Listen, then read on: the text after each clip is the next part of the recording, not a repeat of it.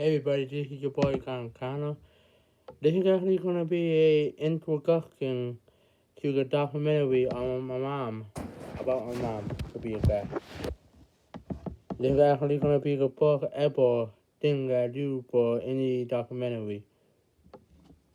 So what happened was, as you know, from all the videos that I posted about my mom, is that she nearly died of both a heart attack and pneumonia. Pneumonia, or however you say it. It all started in the year of COVID pandemic, or how it's called the COVID-19 pandemic. It happened in 2020, December 7th or 6th. I don't remember what day it was exactly. She ended up going to the hospital, but this is how it all started. I'm going to back up a little bit. Like I said, it happened on December, I'm going to say December 7th.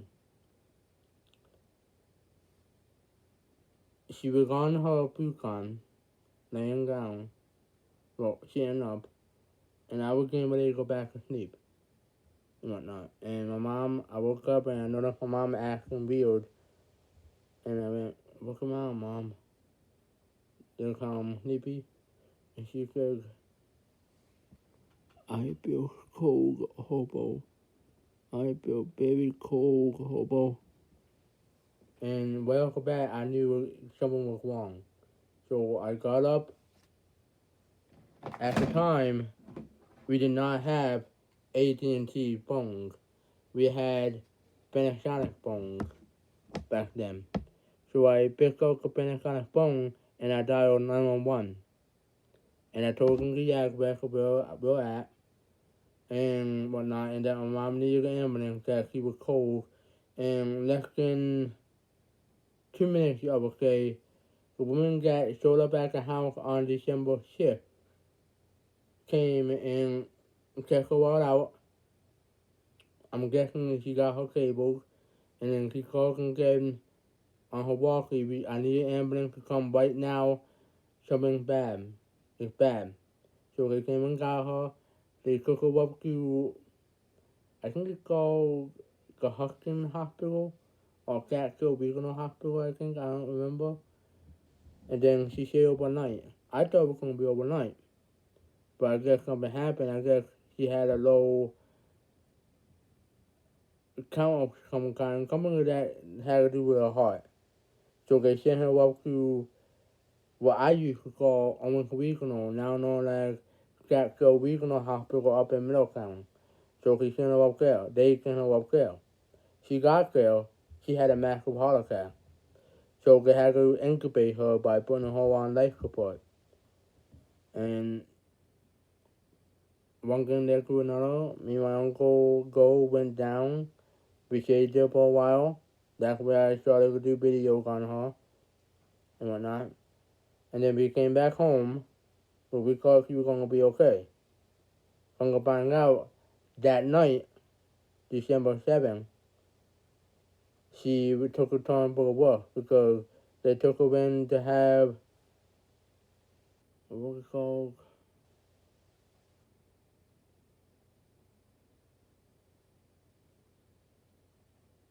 Not colonoscopy. It's a thing where they put a camera up to your line to check your heart valve. I forgot what it's called. If anybody watches this and knows, please comment down below what it's called. But anyway, they did that. Dr. Singh, our heart doctor, I'm not going to give out his full name. I'm just going to call him Dr. Singh, did it. And he believed that what happened was with her having both pneumonia and having a heart attack, it brought her blood pressure dangerously low to the point of non-existence. So they brought her back up and kept her on life support. They gave us a called my uncle Go. He called me and said, "Ryan, get ready. Your mom isn't in bad shape. We're going to have to go down." So I got ready. Before he came, I gave my uncle out that year a call. And I told him what happened. He told me that a friend of his came and got an incident happen. He had a massive heart attack, I think, or something like that. And they were going to take him off kick him off life support. And him and his buddies told the doctor, no, you're going to keep him on for about a week for 2 weeks. And after a week, then when he started to come out of it. So that guy goodbye, thank God.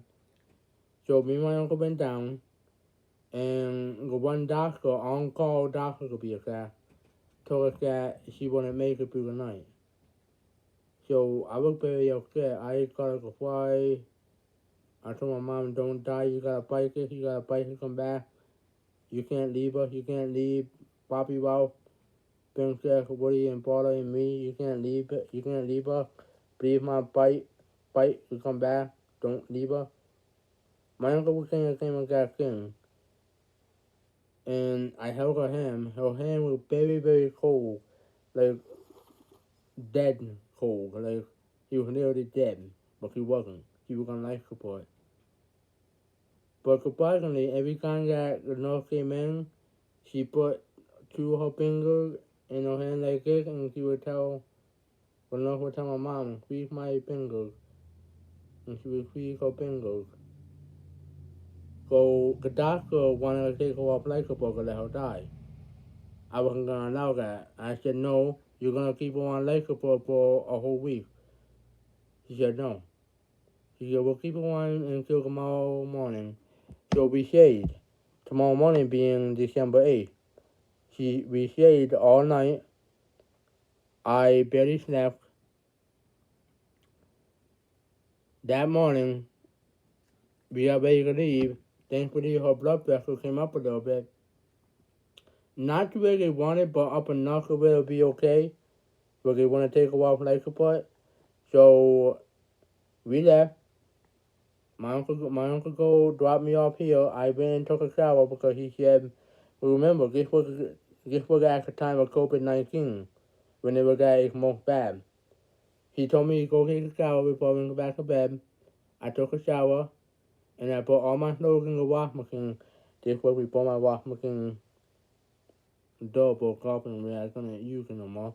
So I took a shower. After that, after I turned it on, I think I took all my clothes and put them on the gate. And then after that, I got the bed ready. I lay down. I think I fell asleep around 9 and I slept for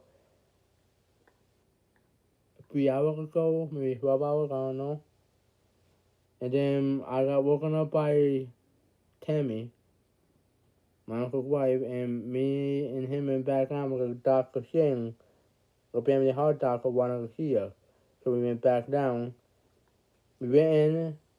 The actual doctor, not Dr. Singh, but the one that was in charge of the cardiac section of the hospital, told us that the only way she can survive this is if she was hooked up to an ECMO machine.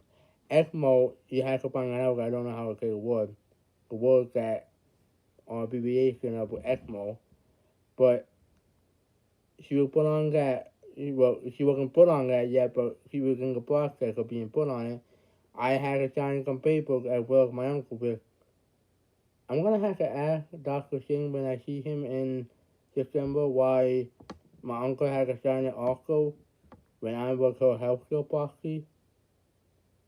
So, like what I said in the videos about it, she got her ECMO machine put in after everything was signed and all that. Dr. Singh and people from Colombian Presbyterian Hospital hooked her up, got her all hooked up, and then they transferred her to the hospital in New York City. She got there around maybe 12 something in the morning. And they asked me if they can sing the tube, and I said, yes, go ahead. So I called my Uncle Go up after that, and I said, I don't know if I did a good thing or not by doing this. So he told me, yes, I did, because I had to sing it. So around 3 o'clock, I think I was just about to get ready to go to bed. I get a phone call from my uncle, and he said, Ryan, your mom took a turn for the world. They don't think he's gonna make it past the morning into the afternoon. Because I guess something happened. I guess her blood pressure blood pressure dropped significantly low again. So I went to bed. Before I did, I prayed to God that He would make it. I went to bed around 12 o'clock, I think, or so, 1 o'clock. My Uncle Go and Tammy go up to the hospital. She was doing good. She started to do good. Then the following, I think it was a week after that happened, she started to develop poison in her liver. I think it was either her liver or kidney started to develop poison in it. So they had to put her on dialysis for the kidney. They had to put her on dialysis for the kidney poison that she was getting. So she was on that as well as the ECMO and on a feeding tube up the nose. With imagine having a feeding tube up the nose and after a while waking up after you finally started to heal. But they kept her sedated in a medically induced coma until she got better. And after a while, she got better. Then after that, I'll say about maybe sometime in June, late June, they took her off the dialysis because her kidneys started to work better. She got off the dialysis machine. Then maybe 2 weeks before February, they took her off ECMO, and then she started to do good. But come to find out, she had a stroke from the ECMO machine. That's something that happened when you have ECMO.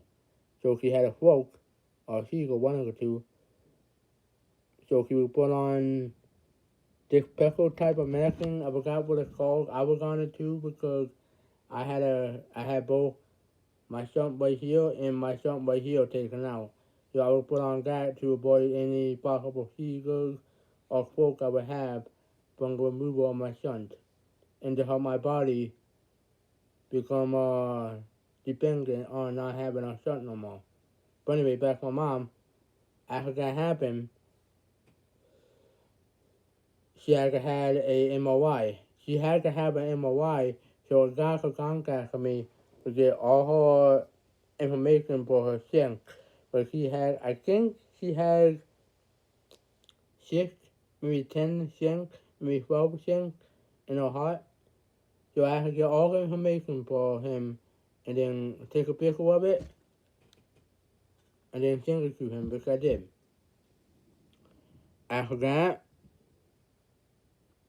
that's when we went to the nursing home.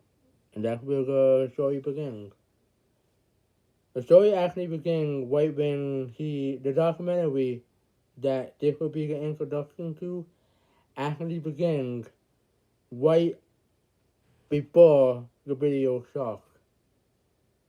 So right when I say that she got cold is when it happened. Is when the video would have started. Or when I got to the hospital with my uncle. That is when the video would have started. So yeah, my mom went through hell. And I just want you guys to know that this documentary will happen. Again, it will start back up with update 212 within 2 to 4 months. I'm doing this intro or introduction to the documentary so that people know what's going on. I hope you guys understood me and understand what I'm saying, because this is not really a fasting progress, but it's like a documentary for my mom. So that when she gets home, if she wants to watch this at home while I'm either at work or playing my game, either out here or in the man cave, she can watch the videos on her iPad and see what really happened. With some of the stuff that I told you in the updates are true. Some of them actually to me are all true because I was there. I experienced the whole thing, what happened, so I was there. But that's the introduction to this documentary. I just want to thank you guys for the journey that we've been on. I want to thank you for all the prayers that you did for my mom and for anybody that has her information like a cell phone or the information to contact her on FaceTime, do it. Don't be afraid, do it. Yes, the doctor said that only I can talk to her, but the doctor also said that if anybody in the family wants to talk to her, they can call. But if anybody in the family starts to give her a threat, then she can hang up and not take phone calls from them unless they text her or message her on her iPad and said I'm sorry and that they won't do it again. But that's the introduction to the documentary. Thank you guys for watching it. I normally want to do this, but this documentary is part of my channel, so be sure to like, comment, and subscribe to my channel for when this documentary, sorry, I'm gonna retire, starts back up within 2 to 4 months. Thank you again. Peace out. Love you guys for everything you have done for her and for me, and for helping me out by letting me do these videos for you and do this documentary that I did. Thank you. And P.S. I don't know why I said that, but P.S. I renamed the playlist that this video as well as the update video will be on. I named it About My Mom Documentary, and I put under the description this documentary is on about my mom. I forgot. You have to read the description of the playlist to know what I'm talking about. But thank you guys for watching. Like I said, be sure to like, comment, and subscribe to my channel, and slap the notification bell for when I start it back up within 2 to 4 months. Thank you guys so much. I love you guys. Good night. Mwah. Peace out.